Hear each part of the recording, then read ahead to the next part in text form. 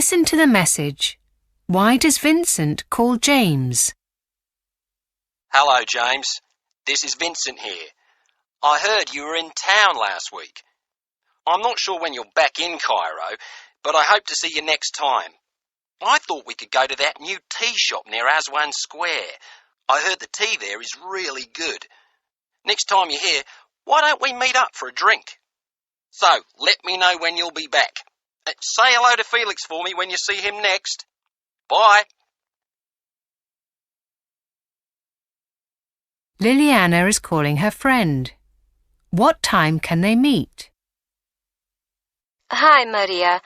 Just wanted to say how sorry I am that I couldn't visit you at the hospital when you were sick. I was not feeling very well, but I'm much better now. Shall we meet this Sunday morning for a cup of coffee? Are you free at 9? Call me back to let me know, please. Hope to see you then.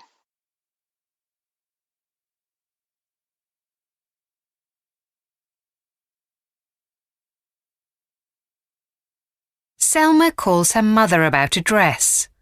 Which dress does she want? Hi, Mum. It's Selma.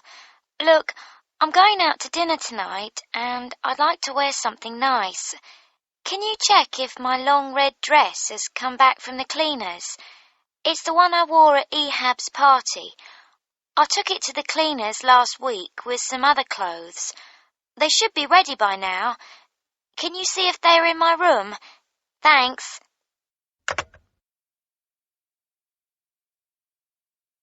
Dr. Smith's office calls to change an appointment. Which day is the appointment? Good morning, Mr. Taylor. This is Sandra, calling from Dr. Smith's office. The doctor is going to a conference in Chicago and can't see you on Monday. That's why we need to change the day of your appointment. Could you please let me know if Thursday the 13th is okay for you? Please call us on 01223 458 24 by the end of this week. Listen to the message. Where is Luis meeting Sandra? Hi, Sandra. It's Luis. Hope you're okay. About dinner tonight. I'm working until 7 because we're really busy at the moment, so I can't meet you and sit for a drink in a cafe near the office. I'll see you outside Green Park Station at 8, and the table is booked for 8:15. Looking forward to seeing you later. 8 o'clock, okay? Listen to someone telling a friend about free time. What did she do last weekend? I think I'd like to do something different this weekend. Normally, we just stay at home and watch TV. And it wasn't very nice last weekend, so we had to stay at home, remember? But now the weather's much better. I want to do something different. Why don't we go out for dinner and then go to see a film? Nate is talking to a friend about his holiday. How long was he in India? Hey, Nate, how was your trip to India? Yeah, it was great, thanks. Although I wish we'd stayed one more week. We were only there for 2, and they say it takes at least 3 weeks to see everything. That'd be a problem for us, because we only have 4 weeks off all year. But such a long holiday is really expensive, so 1 or 2 weeks is about right. Sam calls a colleague. Where is the colleague's office located? Hello, it's Sam. I've just arrived at the station. How do I get to the office? Oh, hello. It's easy to find us. Take bus number 6 from outside the station to the main square. We are in the next street on the left, opposite the Carlton Hotel, building number 5. OK, great. What's the street name? The High Street. Fine. That should be easy then. See you soon, I hope. A tour leader is giving information. Where will the group wait for the bus?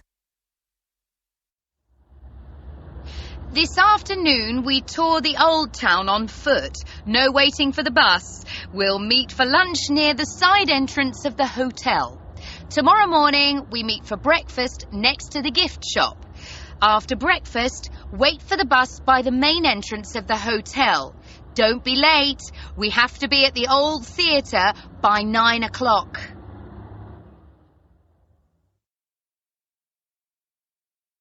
A man is talking about holidays. What does his wife like doing? My work is quite stressful, so I really need to take a break every summer. I've done a fair amount of travelling, but the problem is that my wife and I like to do different things. I prefer swimming in the hotel pool and doing a bit of walking around the area. But she likes to take photographs of all the famous buildings and beautiful views. At least she doesn't make me go shopping. You hear this announcement in a hotel. What can you do outdoors this afternoon? Good morning, ladies and gentlemen. Today we have many activities on offer for guests, starting with early morning swimming lessons from 7 to 9 in the outdoor pool. Unfortunately, it's closed after lunch for cleaning. The afternoon city tour is already full, I'm afraid, but the golf course is open all day long. Clubs can be rented from the front desk of the sports center. Keen bridge players are welcome to enjoy a game in the clubhouse from 2 to 3 p.m., while dance classes will run in the fitness center all day long. Have a great day, everyone. Listen to a woman introducing a concert. How will the concert end? Good evening, ladies and gentlemen. Welcome to the City Park for this year's annual concert. Firstly, I would like to thank all the local businesses who help us make this concert such a success and keep it free. Please have a look at their special offers before you leave. As usual, the City Orchestra will start the program with some traditional music. And this year, they'll be joined by members of local school orchestras. We will then welcome our most exciting new talent in a surprise performance, before finishing off with our top local band performing some of their greatest hits. Listen to a guide talking about a famous writer. What was the writer's first job? The Sherlock Holmes stuff, that was great. Now, if you would all just like to gather round, I'll tell you a little bit about this building behind us. Now, this house was where the author William Roberts lived, just as he was starting out on his writing career. As I said earlier, he gave up his job as a newspaper reporter to become a full-time writer of fiction. But he wasn't very successful and almost considered going back to his earlier career in teaching. But, of course, all that changed with the success of his third book, The Politician, which, of course, became a successful film, which Roberts himself directed. 4 people are talking about the use of the internet. Complete the sentences below. Speaker A. I used to play games on the internet a lot when I was younger, but I've stopped that completely now. I think I've just grown out of it. There are so many movies and serials available these days, and you don't even need to own a TV. I get them on my computer. I usually ask some friends over to my place and we enjoy them together. Even if they're bad, you can have a lot of fun talking about them, pointing out the mistakes and everything. Speaker B. At our college, we have educational software programs. They often include short films, but they're quite old and out of date. When I'm studying at home, I go online every evening. It's the best way to find information that I need for my college courses. Last month, I worked with another student on a presentation about different airlines around the world. He came to my house and brought his own laptop. Meeting like this is better than communicating about homework through email. Speaker C. Quite a few of my friends have decided to take a year off college and go travelling around the world. It's great being able to connect with them online and share their experiences that way. Someone I know well lives in Australia and she's doing an online course in cookery, which I also love. We regularly exchange tips and recipes. Staying in touch in this manner is much more interesting than going online to play games, if you ask me. Speaker D. I'm not a fan of studying online, and when I need to work with other students on assignments, I much prefer to meet up. Most of my college friends live in different parts of the city. Because they're so spread out, I spend a lot of time on the bus. I can't possibly remember all the timetables and routes, but I can use my phone to go online and check. These days you can find what you need in a matter of seconds. It's almost impossible to get lost.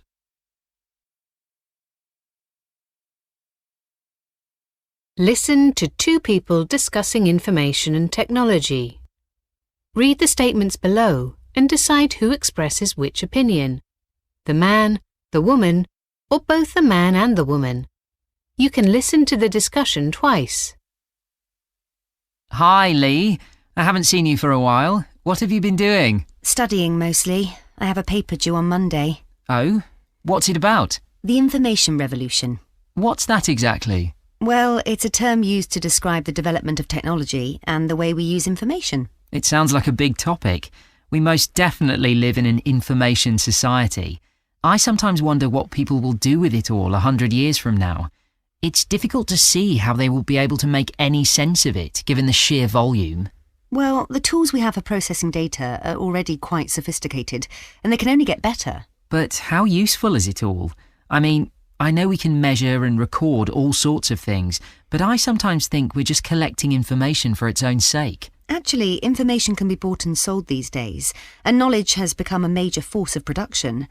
Also, it helps create jobs, ones that didn't even exist before. But think of the people who've been put out of work by these changes. Computers now do the work once done by clerical workers. That's an unfortunate consequence of any revolution, but ultimately it's building a better society. Well, as long as computers don't take over completely. Machines are becoming more and more intelligent, and it feels as if they might one day overtake us. Oh, I don't think there's any danger of that. I mean, computers are able to do calculations much faster than we can, but when it comes to actual thinking and making decisions, they can't compare to us. So, do you think there's nothing worrying about the information revolution? Well, we should think more carefully about how we share personal details. People can be quite naive when they go online.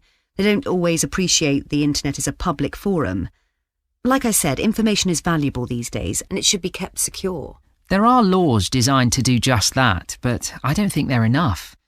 People should be able to feel safe when they go online. Yes, I think it's probably a case of both legislation and education. Not just creating more laws, but getting people to change their behaviour as well.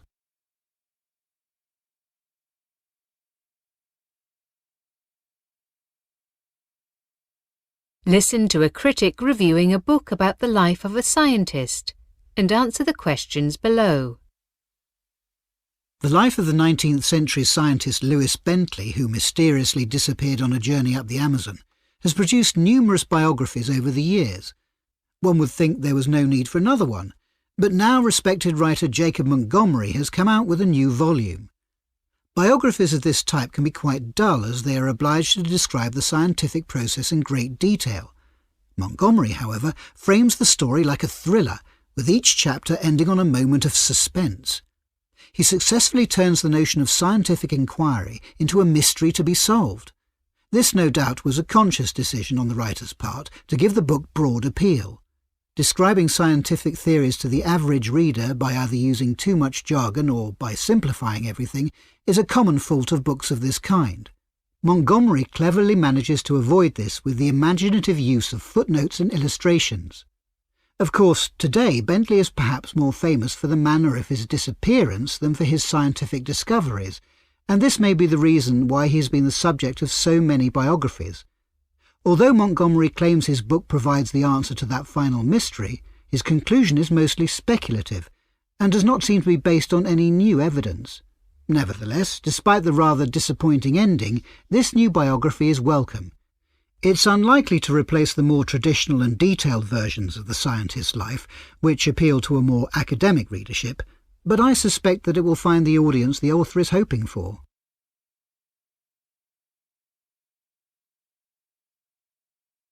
Listen to a student talking about taking a break from studying and answer the questions below. I definitely recommend taking a gap year to go travelling when you finish school. For me, it was the ideal time to take a break from studying and think about what I wanted to do in the future.